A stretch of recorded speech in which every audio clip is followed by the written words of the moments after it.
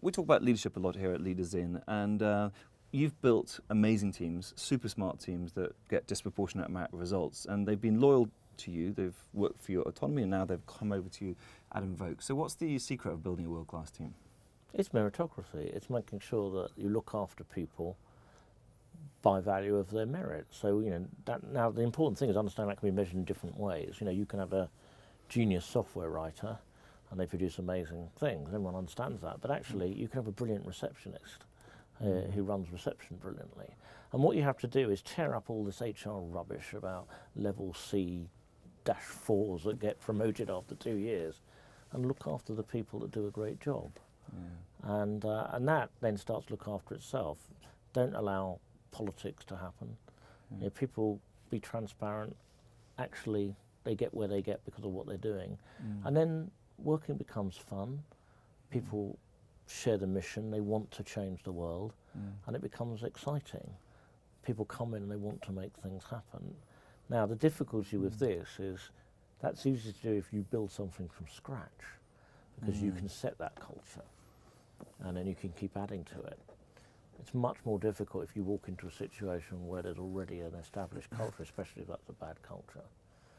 So, I'm an expert at building it generally. I wouldn't know how to go in and fix something that was already bad. Yeah, because how the sort of lightening people up with a sense of purpose. As you said, a lot of organisations don't, if you speak to their staff, they don't know what the purpose is that they're really adding to the customers and to the world.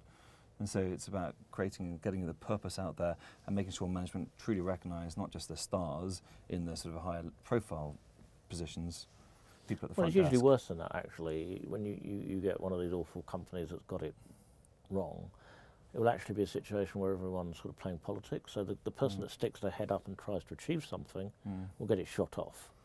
And then that becomes a self-fulfilling environment, and that's very, very difficult to change. Yeah.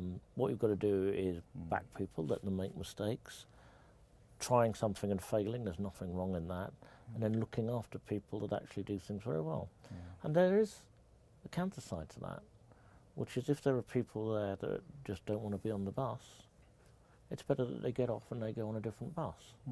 Because then that means someone who wants to be in that environment and achieve things and have opportunity can take that opportunity. Absolutely. So people talk very much about the positive side of it, but it's also important if you've got an environment that's full of a lot of people trying to achieve something amazing. Yeah. If someone doesn't want to be there, they can go and work for a bank or something. So Mike, if we can put it down to, what's the single best piece of leadership advice you've ever received, do you think? Well, it's that. It's about finding really good people and looking after them. Lots of corporates think that, as long as they pay to the required salary level, that's looking after them. No, if they're creating value, then there should be no limit on that. Yeah. And so just find those good people, put them around you, and then look after them.